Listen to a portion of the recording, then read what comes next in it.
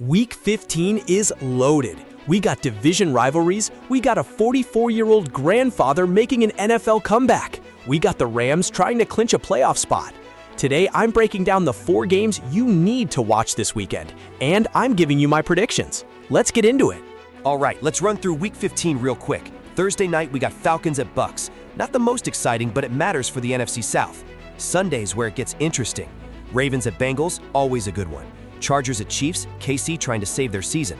Vikings at Cowboys on Sunday Night Football, and Monday Night Football wraps it up with Dolphins at Steelers. But today, we're diving deep into the 4 games that are going to shake up the playoff picture. Let's go. Bills at Patriots, AFC East on the line. And man, this is not the matchup we expected this year. The Patriots are 11-2. 11-2 on a 10-game win streak. Drake May is playing like an MVP candidate.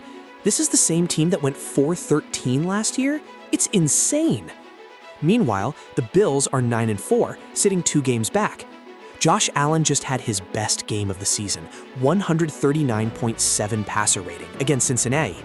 He threw for 251 yards, 3 TDs, and added a 40-yard touchdown run in the snow.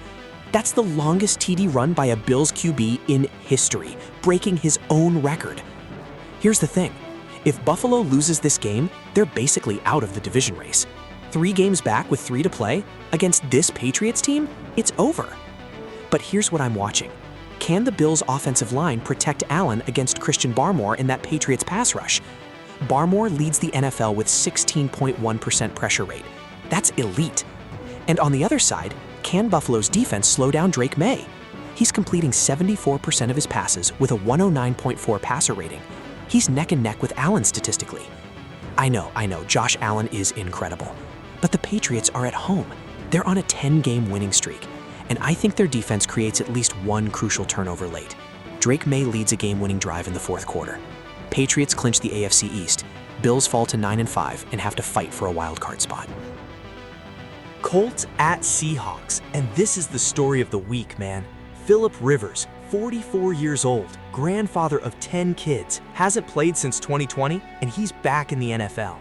The Colts are in full crisis mode at quarterback. Daniel Jones, their starter, who was having a career year, torn Achilles on Sunday, done for the season. Anthony Richardson, still on IR with an eye injury. Riley Leonard, the rookie, dealing with a knee issue. So they called Philip Rivers, he worked out Monday night, threw the ball well, and signed to the practice squad Tuesday. And here's the wild part. If he plays, it'll be 1,800 days since his last NFL game. That would be the 3rd longest gap between starts by a QB in NFL history. Now, Rivers knows Shane Steichen's offense. They worked together with the Chargers.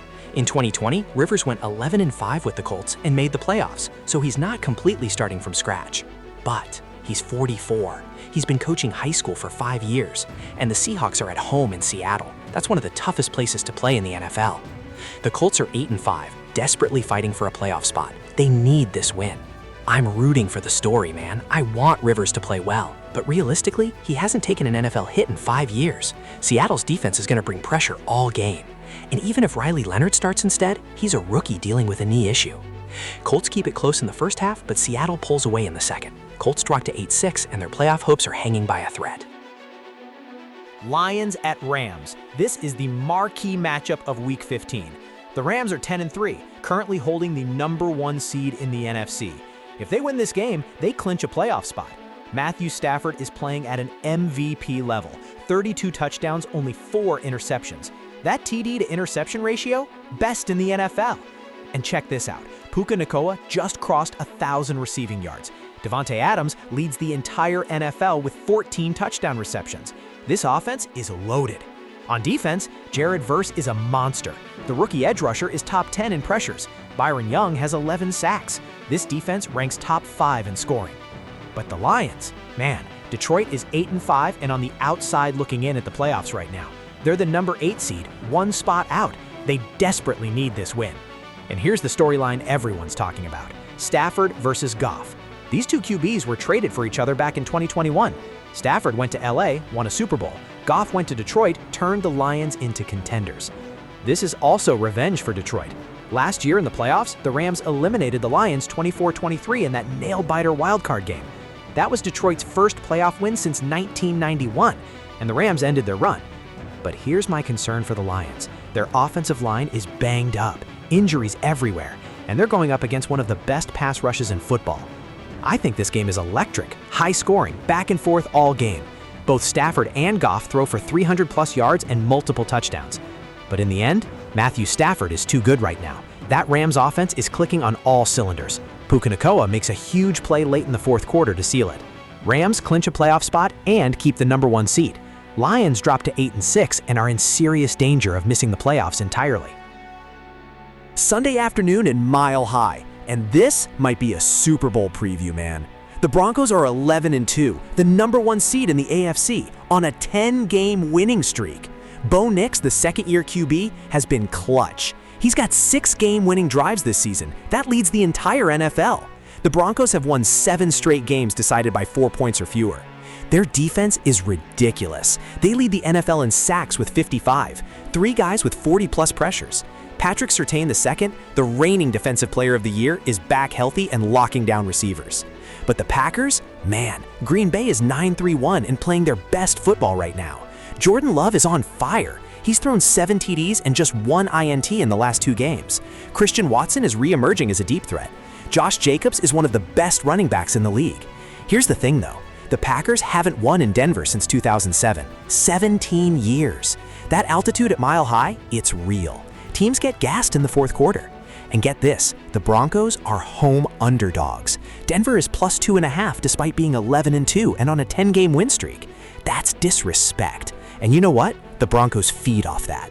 This is going to be a defensive slugfest. Both teams have elite defenses. I think it comes down to the fourth quarter, and Bo Nix does what he does, makes the clutch play when it matters most. The altitude wears down the Packers. Denver's pass rush gets home late. Broncos win, improve to 12-2, and solidify that #1 seed in the AFC. All right, time for my bold predictions for Week 15. Phillip Rivers starts for the Colts and throws for 250-plus yards. The story is too good. Shane Steichen knows him, Rivers knows the offense. Riley Leonard's knee isn't ready. I think Rivers gets the start and actually plays well in the first half before running out of gas. Matthew Stafford throws for 400-plus yards.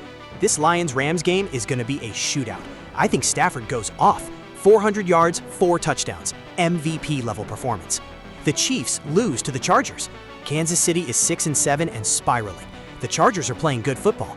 I think LA goes into Arrowhead and gets the upset. Chiefs drop to 6-8.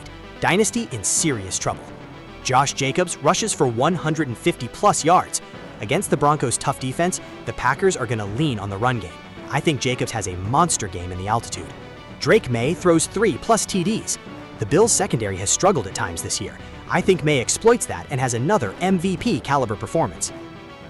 Week 15 is loaded with storylines. Phillip Rivers comeback, Stafford versus Goff, Patriots trying to clinch the division. This is why we love football. Drop your picks in the comments. Who you got? Bills or Patriots? Lions or Rams? Let me know.